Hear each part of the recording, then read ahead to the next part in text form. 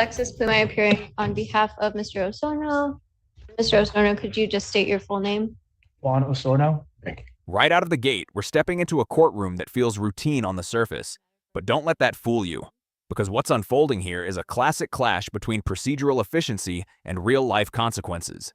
You've got Judge Simpson presiding, measured, experienced, but clearly not in the mood for anything messy or disorganized. On the other side, we've got defense counsel already signaling two critical pressure points: a preliminary exam and bond conditions. That's not random, that's strategy. See, a preliminary exam isn't just a scheduling formality. It's where the prosecution has to prove there's enough evidence to even move forward. And when bond gets brought up this early, that's a signal the defense is trying to reshape the defendant's immediate reality, where he lives, how he moves, and whether he's restricted. But here's where it gets interesting: the judge's tone. That quick line, "You get a client, now you want to do everything." That's subtle, but it tells you everything. The court is already sensing pressure from the defense. And in legal settings like this, tone matters just as much as facts. So the real question is, are we watching a straightforward procedural hearing, or the early signs of a defense team trying to regain control of a situation that's already slipping? Stay locked in, because the smallest details here are about to carry serious weight. Your Honor, we would like to set the matter for a preliminary exam, and I would also like to address bond briefly. Can I go ahead? You get a client, now you want to do everything, don't you? Yeah. Oh, I'm just all right, let's do the exam part first. All discovery is complete. Yes, Your Honor. Yes, Your Honor. Would people have their witnesses available the 30th? Your Honor, can we go 1 week out? Any objection on behalf of the defendant? No, Your Honor. Preliminary examination in person, August 6th, 2024, 9 a.m. before Judge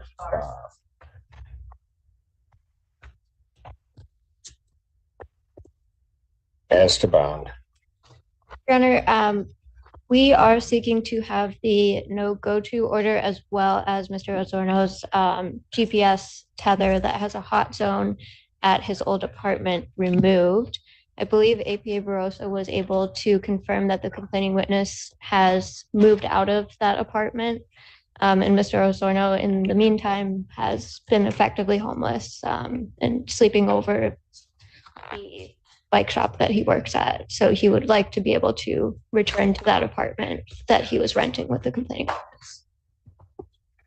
It describes that the victim is no longer residing at the apartment listed on the exclusions, listed as the exclusion zone. I right now to see if we have a new address for her so that we can update it. Because of the nature of this case, I would not be happy about removing the tether altogether, but I just need to grab that address to update it. I don't have any issue with him returning back to the residence of the victim. The Carpenter Road address. Yes. Right. Okay. And then, counsel, you indicated something about a no contact to, or Sorry, I said no go to. Leave the no contact order in place. no. Okay. Yeah. So it's just a no allowing go him to go to the apartment. All right.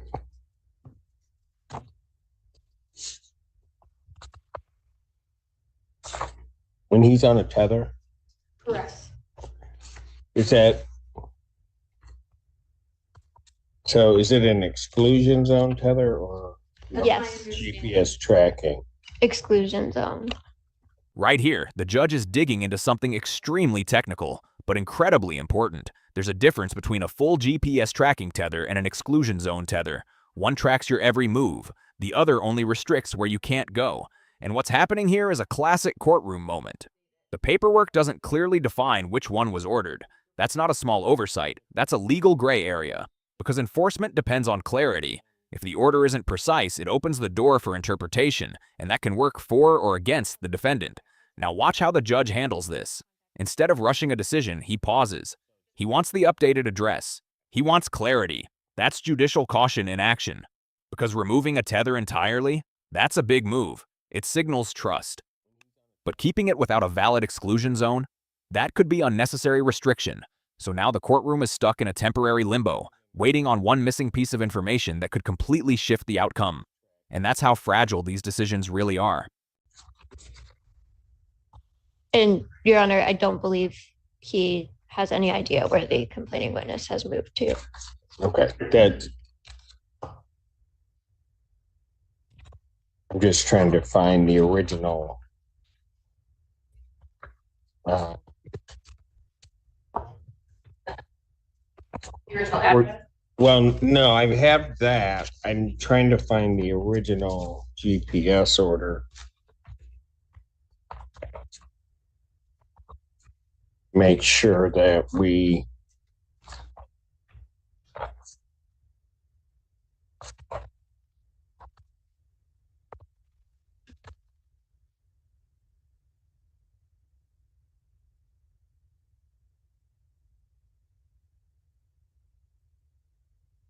Well, the tether that's on him, on the order itself, there's no box checked. It doesn't say it's an exclusion zone, but it has the provision of the Carpenter Road. So I'm sure they took that as an exclusion zone tether. But you're saying that people have some objection to just removing the tether in its entirety? Yes, Your Honor. I just messaged my victim advocate to get an updated address for the victim to have the exclusion zone updated. That would be my request, would be to keep the GPS tether with an exclusion zone for her updated address. But we don't have an updated address. That's what I just. Yeah, no, but right now, at this moment, we don't. Correct.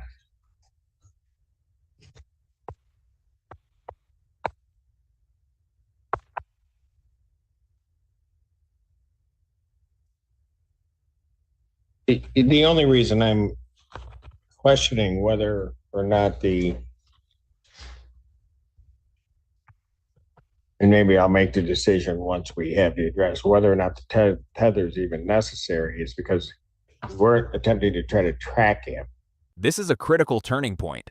The judge is openly questioning whether the tether is even necessary anymore. And that's not something judges say lightly. Listen closely to his reasoning. The tether wasn't meant to track the defendant. It was meant to exclude him from a specific location. But now that location is irrelevant, the entire justification starts to collapse. This is what good judging looks like. He's not blindly enforcing conditions just because they were previously ordered. He's reevaluating based on current facts. But notice, he doesn't immediately remove it. Instead, he delays the decision. Why? Because in the legal system, acting too fast can be just as dangerous as acting too slow. He's essentially saying, I'm not convinced this restriction still makes sense, but I need one more piece of evidence before I pull the trigger. That restraint is powerful, because once a condition like this is removed, you can't easily undo it without new justification. We were only excluding him from a particular area, but that area is now not in question. But okay, why don't we do this? I'm sure you got other places to go. Let me pass it. Let's see if we can get some information on that, and then I'll make my decision, my full decision on Understood. what to do, either come off or add an additional address. Okay. All right. Thank you.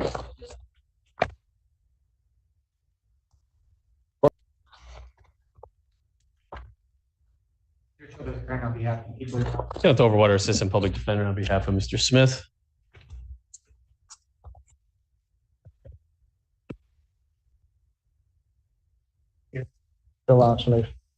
Thank you. Your Honor, I'd be asked to adjourn the probable cause conference. Except with the laces. I'm sorry?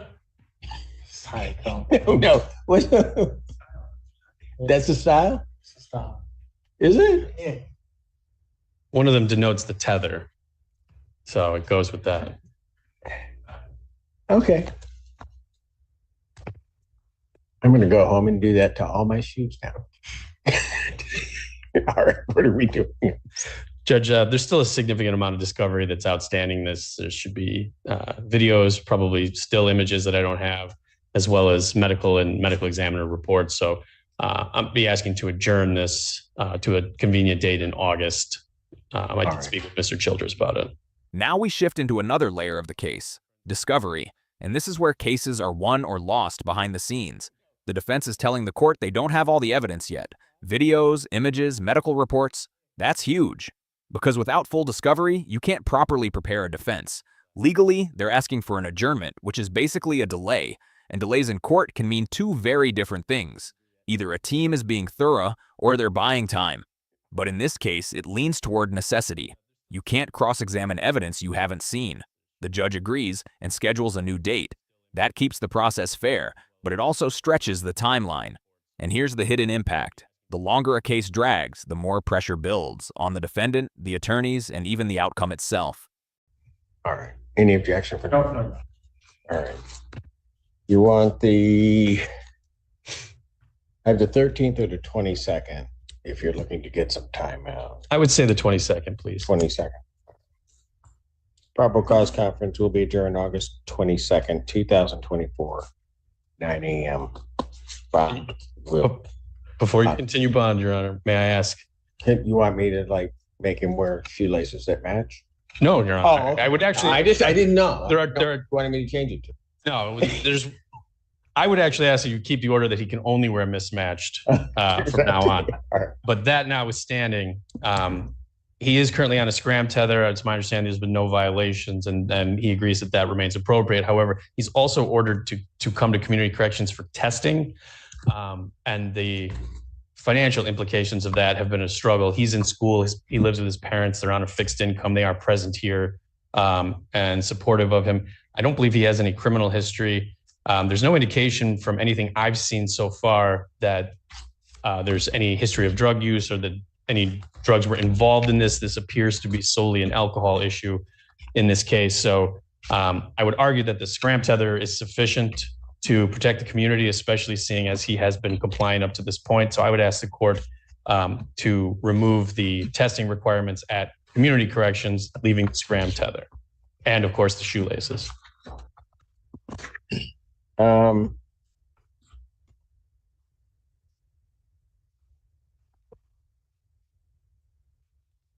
Any response from the people? What is the frequency of testing? Right now, as I'm looking at the order, it's 2 times per month. So 2 times per month drug testing, and then he's on a scram tether.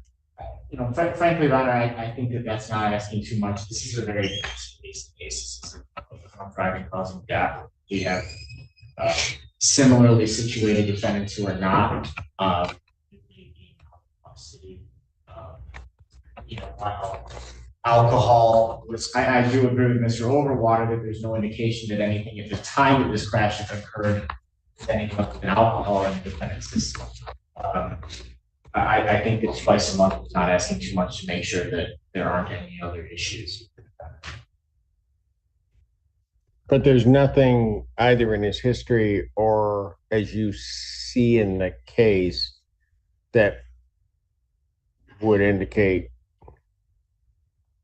drug testings and that indicates any abuse or use of any type of controlled substance.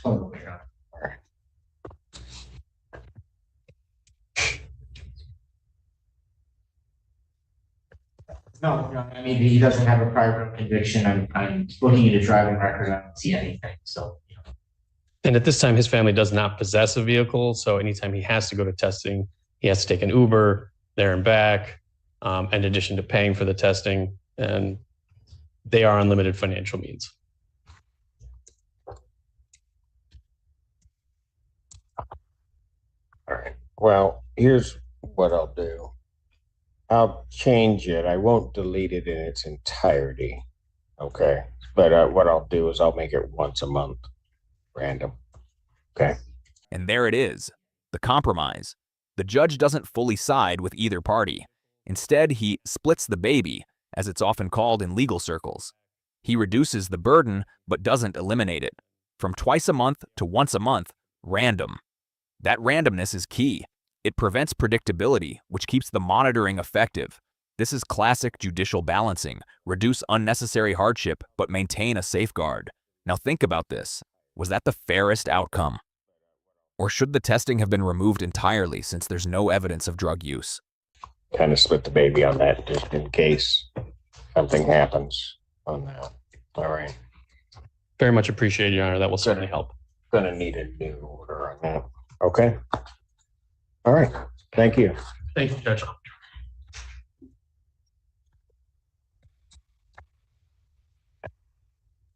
You know, sometimes things in life are supposed to be a certain way.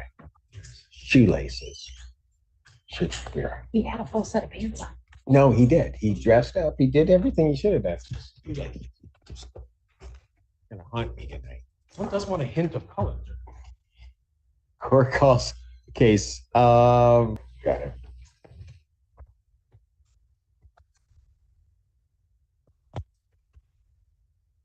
Court recalls case of the people versus Juan Osorno. Assistant Prosecuting Attorney Morgan Burrows on behalf of the people. Your Honor, Alexis, on behalf of Mr. Osorno. Mr. Osorno, could you state your name one more time? Juan Osorno. All right. You work in Washington County? Yeah. Okay. Lived here most of my life, Your Honor. Pardon? Lived here most of my life, Your Honor. Okay.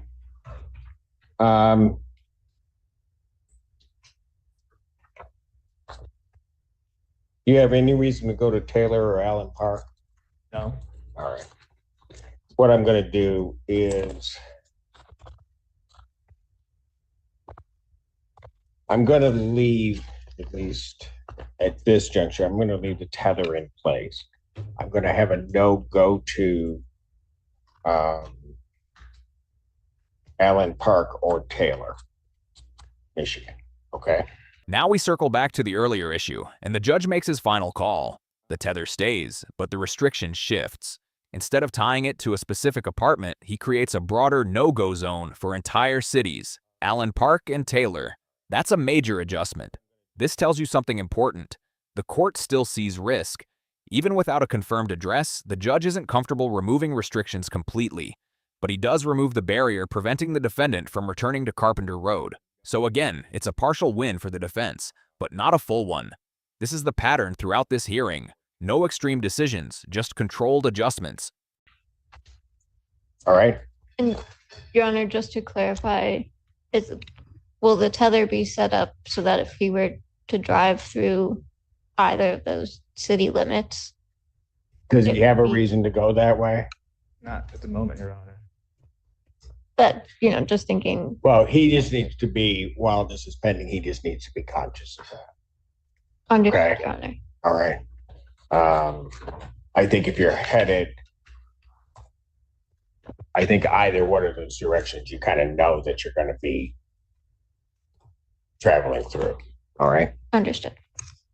Okay. And we'll send over the order on that. I'll remove the no-go to provision so you can go back to the Carpenter Road. Okay. Yeah, next one. Court does call the case of the people versus Kareem Dean.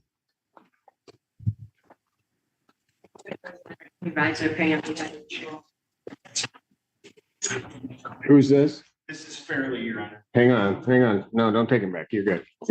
Court does call the case of people versus Christopher Fairley. Thank you, Your Honor. Assistant Public Defender Constable Basie on behalf of Christopher Fairley, who is present to my right. Your Honor, can you please state your full name for the record, please, Chris? Christopher DeJuan Fairley. Your Honor, today is the date time set for a PCC. At this time, there is no offer.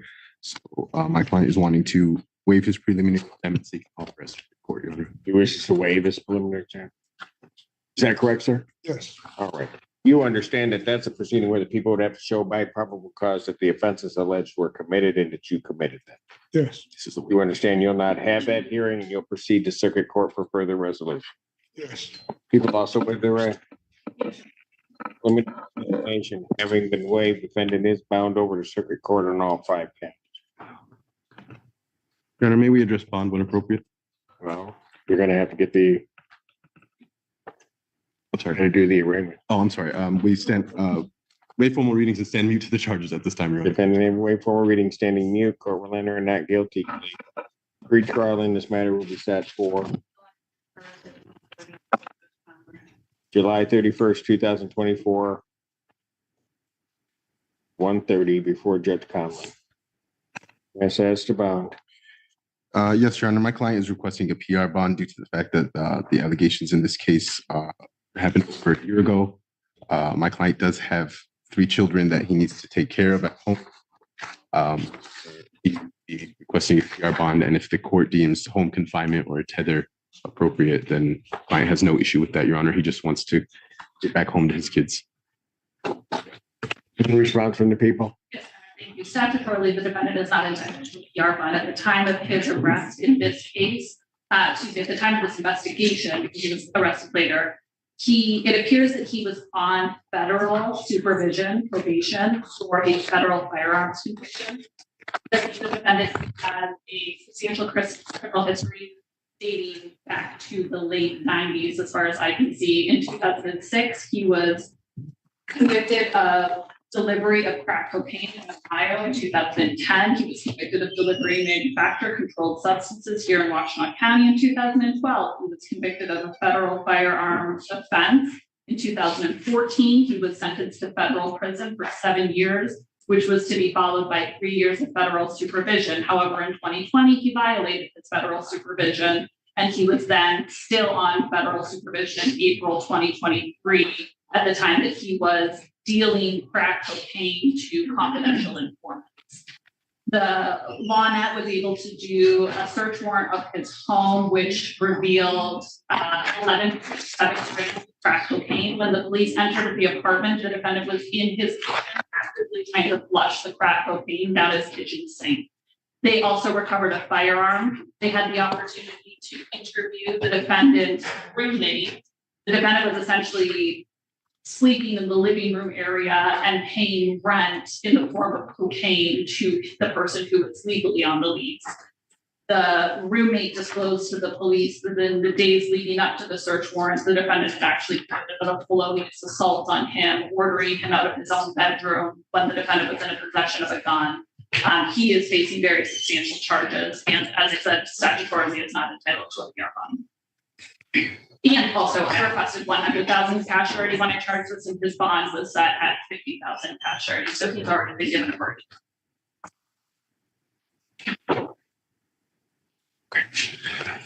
Your Honor, my response would just be the same, that these allegations were over a year ago, Your Honor. We don't believe he's a further danger to the community at large.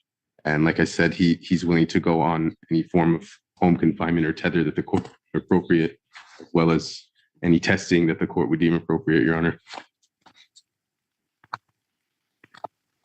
He really just wants to get home to his family. Motion for bond reduction is denied. Fine, we'll continue. Thank you. Yes. All right, you're all set. Court calls the case of the people versus. And this is where everything comes into sharp focus. The court denies the bond reduction, and the reason becomes clear once you hear the prosecution's breakdown. We're not talking about a minor history here. We're talking about decades of criminal activity, prior drug convictions, federal firearm offenses, and even violations of federal supervision. That changes everything. Because in bond decisions, the court isn't just looking at the current charge. They're evaluating risk. Risk of reoffending. Risk to the community. Risk of not showing up. And with that background, the judge's decision becomes almost inevitable. So what did we see in this case? A courtroom constantly balancing fairness with caution.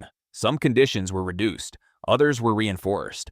And in the end, the defendant's past weighed heavier than his present argument. This is how the system works. Not perfect, but calculated. If you found this case as shocking as we did, make sure to hit that like button, share your thoughts in the comments, and don't forget to subscribe for more jaw-dropping courtroom breakdowns.